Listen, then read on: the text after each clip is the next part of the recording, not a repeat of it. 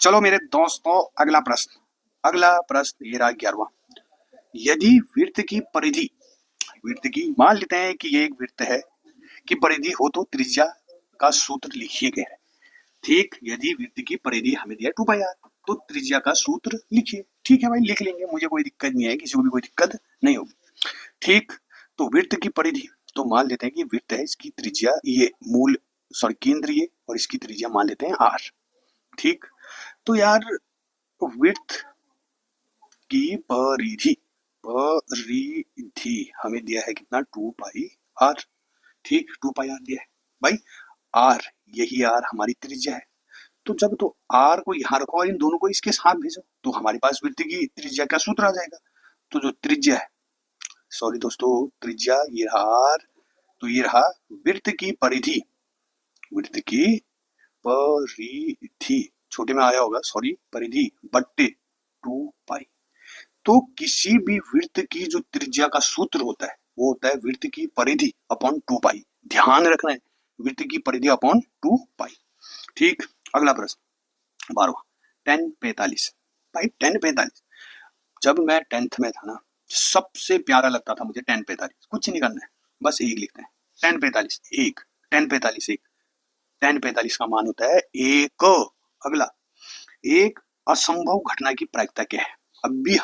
मैंने अभी थोड़ी देर पहले एक संभव या निश्चित घटना की प्रायिकता कितनी थी? निश्चित कहेगा या संभव, मतलब होना है भाई उसको, तो एक थी। वैसी असंभव, भाई असंभव है, वो होने वाला ही नहीं है। जब कोई चीज होगा ही नहीं तो उसकी प्रायिकता कितनी होगी? 0/0, शून्य। तो उसकी प्रायिकता कितनी होगी? 0। एक संभव घटना या निश्चित घटना की प्रायिकता कितनी? 1।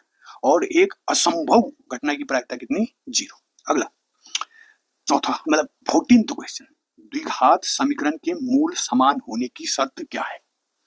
द्विघात समीकरण के मूल समान होने की शर्त क्या है? ये बहुत अच्छा क्वेश्चन है, मैं थोड़ा इसको और डिटेल में बताना चाहूंगा, तो थोड़ा सा नीचे जा रहा हूँ।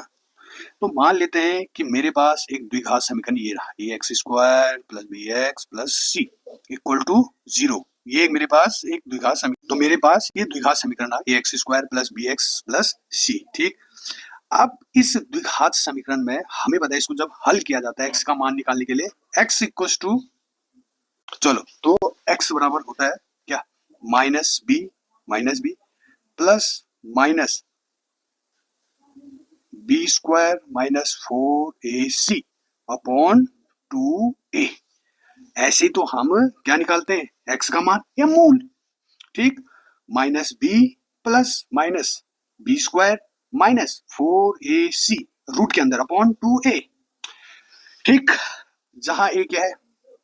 जहां a x² का गुणांक, b x का गुणांक और c नियतांक है। ओके, तो ये जो b² - 4ac है, इसको बोलते हैं विविक्त कर।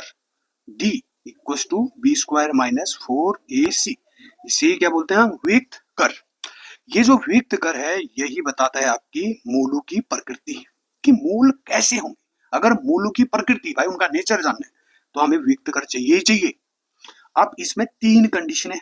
पहला कंडीशन, अगर d = 0 आए, अर्थात ध्यान देना, अर्थात b² - 4ac 0 आए, तो इस स्थिति में दोनों के दोनों मूल फिर से कैसे होंगे? वास्तविक। कैसे होंगे? वास्तविक और समान। मोस्ट इंपोर्टेंट बात, कि दोनों के दोनों मूल वास्तविक और समान। अगला, दूसरा कंडीशन, d बड़ा है 0 से, मतलब d का मान माइनस में नहीं आएगा। ठीक, थोड़ा सा बाहर आवाज आ रहा होगा, इग्नोर करना यार, प्लीज प्लीज। तो d बड़ा है 0 से, मतलब d की वैल्यू प्लस में आएगी। तो उस समय, मतलब या एक चीज और, b² - 4ac बड़ा है 0 से, तो उस समय जो मूल होंगे वो वास्तविक तो होंगे भाई, वास्तविक तो होंगी। ठीक, लेकिन मूल असमान होंगे। समान नहीं होंगे, ध्यान रखना, असमान होंगे। समान तभी होगा जब b² - 4ac = 0 होगा। जब d बड़ा है 0 से, मतलब पॉजिटिव आंसर आएगा, तो उस समय मूल तो वास्तविक होंगे भाई, इनका हल होगा, लेकिन मूल असमान।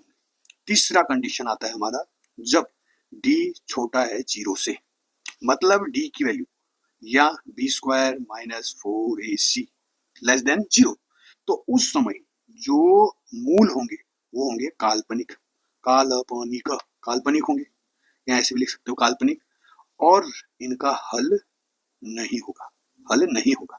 ठीक, तो याद रखना है। तो हमें 3 चीजें याद कर दी मैंने। मूल 0 हो तो क्या है, मूल जब बड़ा है 0 से तो क्या होगा, और छोटा होगा तो क्या है, ये सब बोल दिया।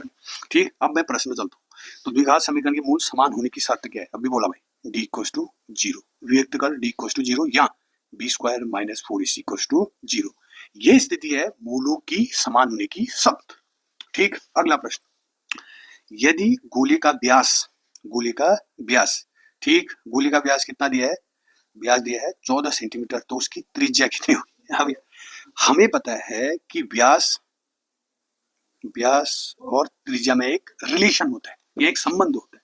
व्यास जो होता है वो 2 त्रिज्या के बराबर होता है, व्यास जो होता है वो 2 त्रिज्या के बराबर होता है।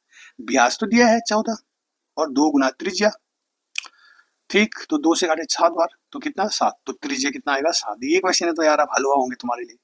ठीक, लेकिन बहुत बार पूछे गए इन क्वेश्चन को। ठीक, अगला, निर्देशांक की अक्ष, पता नहीं यार ये कौन सा क्वेश्चन दिया है, इसमें से मैं जोड़ देता हूँ। -3 और -2 ये क्वेश्चन था।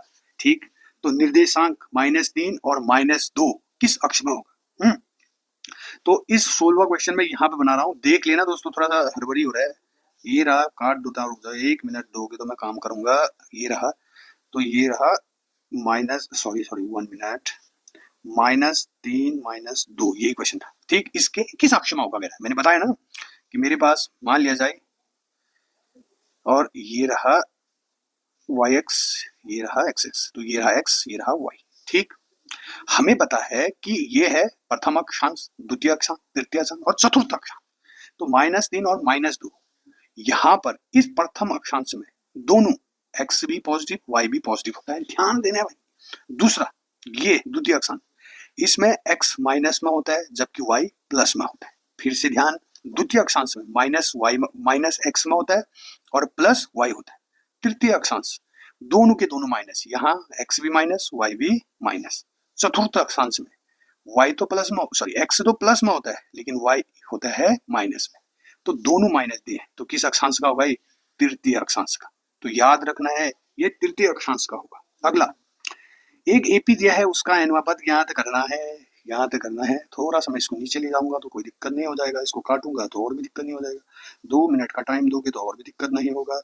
2 मिनट का time time time time time cut cut cut cut cut cut cut cut cut cut cut जा जा जा जा जा जा ये रहा। ठीक, तो ये कह रहा है 17वां क्वेश्चन कि एक एपी दिया है, ध्यान से समझना, एपी क्या दिया है, एपी 2,4,6,8 सो ऑन, पता नहीं कहां दे। तो सबसे पहले एपी, सबसे पहले एपी जो पहला पद होता है उसको प्रथम पद लिखते हैं ना, प्रथम पद ए। ठीक, ये द्वितीय पद, ये तृतीय पद, है चतुर्थ पद, जाते रहेगा। हमें क्या निकालना है, एनवा पद निकालना है। तो किसी भी एपी का, किसी भी एपी का जो एनवा पद होता है, एनवा पद होता है, वो क्या होता है सूत्र, a n equal to a plus N minus 1 into d. जब भी हमें एनवा पद चाहिए तो क्या चाहिए, ए चाहिए, एन चाहिए, एन तो नहीं चाहिए क्योंकि एनवा पद कह रहा है, तो जनरल टर्म है तो जनरल टर्म लिख लेंगे, कोई दिक्कत नहीं है, एन तो एन ही रहेगा, और डी चाहिए। तो किसी भी एपी का अगर एनवा पद चाहिए, N A plus N minus 1 into D चाहिए, तो मुझे प्रथम पद चाहिए और डी चाहिए। प्रथम पद तो आ गया मेरे पास, 2 है, पहला जो पहला है वही प्रथम पद है, तो डी कैसे निकालते हैं, डी निकालने का तरीका एक ही है, दूसरा माइनस पहला, तीसरा माइनस दूसरा, कुछ भी कराओ, दूसरा माइनस तीसरा, सॉरी तीसरा माइनस दूसरा, चौथा माइनस तीसरा, कुछ भी करना है। तो मैं दूसरा माइनस पहला करता हूँ, तो कितना आया 2। अब इस पर रख लेता हूँ ए एन, एनवा पद ही निकालना है तो एन ही तो रखूंगा भाई, और कुछ नहीं रखना है। तो ए कितना है 2, एन कितना है, एन ही है, डी कितना है 2, भाई एन भी 2 आया और ए भी 2 है। हल करता हूँ, थोड़ा सा हल करना ही पड़ेगा।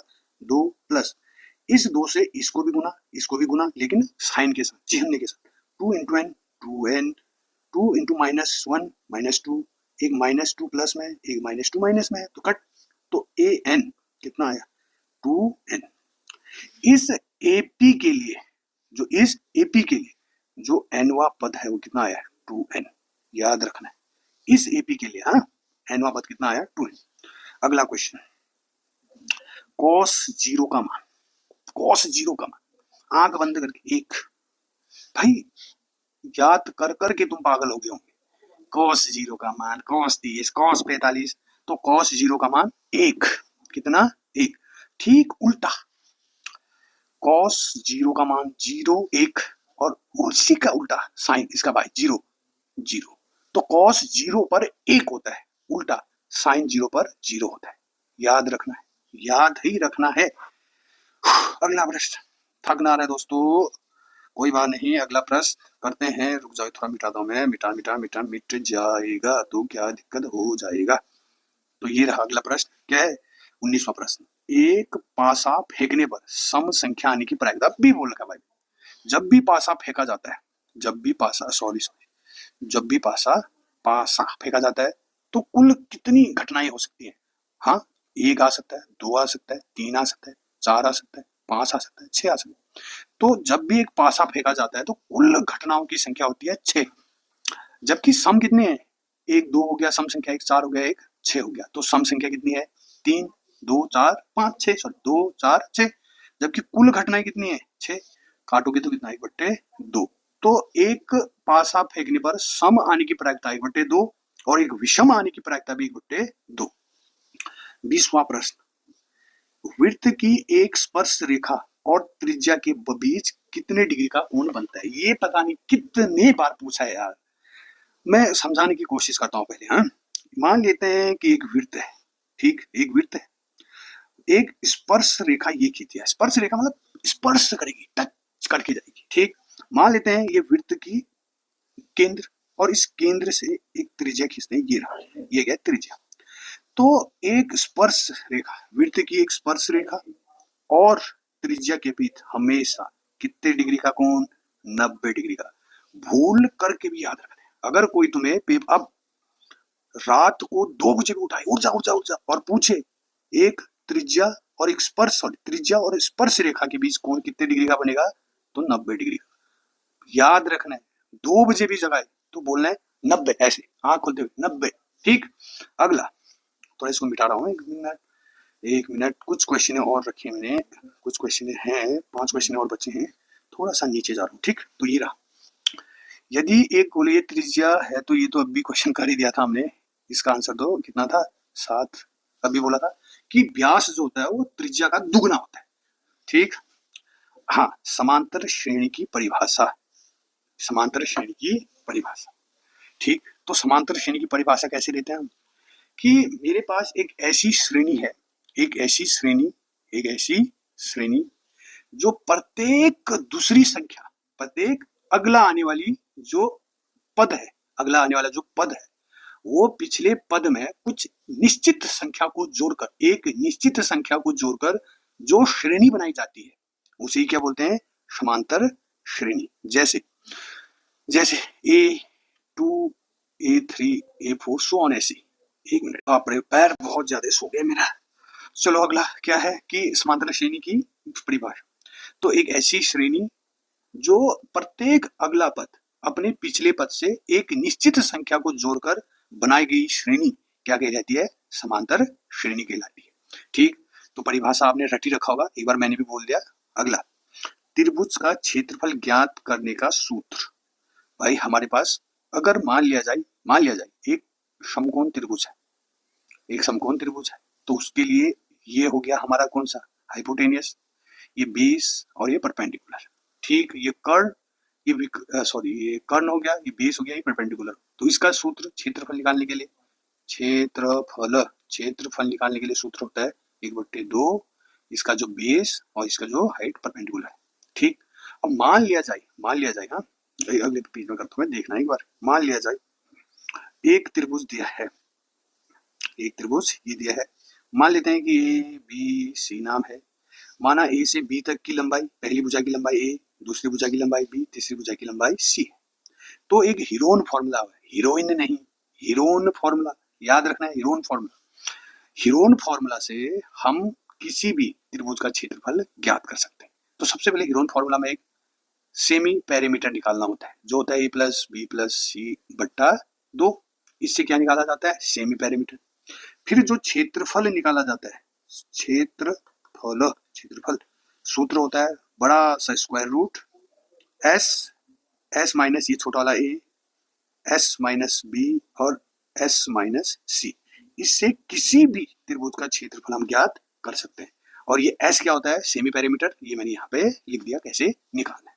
ठीक, अगला, एक ताश की गट्टी में कुल कितने पत्ते होते हैं? भाई भी बोला है यार, ये कितने बार बोलूं? 52। ये बहुत बार ये जो मैं 25 क्वेश्चन करा रखा हूँ ये बहुत सिंपल लग रहे हैं, लेकिन ये इतने बार पूछा जाता है, इतने बार पूछा जाता है कि हद नहीं। ठीक, एक पासा फेंकने पर विषम संख्या आने की प्रायिकता कितनी है? अभी बोला था 1/2। अगला लास्ट प्रश्न। तो दोस्तों 1 नंबर के सेक्शन वाले में ये लास्ट प्रश्न है, और ये है, यदि किसी घटना की प्रायिकता 1 है, किसी घटना की प्रायिकता 1 है, तो वह घटना क्या कहलाएगी? अब भी बोला था, निश्चित घटना। भाई निश्चित है, जब किसी की प्रायिकता 1 होती है, उल्टा था ना इससे पहले कि एक निश्चित घटना के लिए प्रायिकता कितनी होती है? 1। आज दिया है कि एक प्रायिकता है 1, किसी घटना की प्रायिकता है 1, तो उसके लिए कि वह घटना क्या कहलाएगी? तो किसी भी प्रायिकता के लिए जब उसकी प्रायिकता 1 आती है तो वह एक निश्चित घटना कहलाती है। निश्चित घटना कहलाती है। निश्चित घटना के लिए प्रायिकता कितनी होती है? 1। तो अगला वीडियो में 2 नंबर वाले प्रश्न पे कराऊंगा, वो भी मोस्ट इंपोर्टेंट। भाई ये सच में कह रहा हूं, ये हर साल पूछे जाने वाले क्वेश्चन है, हर साल इन क्वेश्चनों को पक्का लगाना है और उड़ के क्वेश्चनों को करना है। तो धन्यवाद, तब तक के लिए बच्चों अपना ध्यान रखना है और अपनी पढ़ाई अच्छी करनी है। ठीक, और इस बार पूरे गणित में, मैथ्स में 100 के 100 नंबर लेके आना है। भाई ये चैलेंज है तुम्हें, इस बार 100 से 100 में 100 नंबर लेके आना है, कुछ भी हो जाए। तो इसी उद्देश्य के साथ मैं तुम्हारा हेल्प कर रहा हूँ। और पहला जो 25 क्वेश्चन है सेक्शन ए से मैंने करा दिया है, ये इतने बार पूछा गया ना, इतने बार पूछा गया 2015 से, हर साल पूछा जा रहा है, तो वही क्वेश्चन करा रहा हूँ मैं जो सबसे ज्यादा बार पूछा जा रहा है 2015 से 2025 तक के, तो तुम्हारे लिए मोस्ट इंपोर्टेंट हो जाते हैं। ठीक, ज्यादा टाइम वेस्ट नहीं करना है, घूमना नहीं है, और अपना सेहत का ध्यान रखना है। भाई सेहत का ध्यान रखना ही है तुम्हें।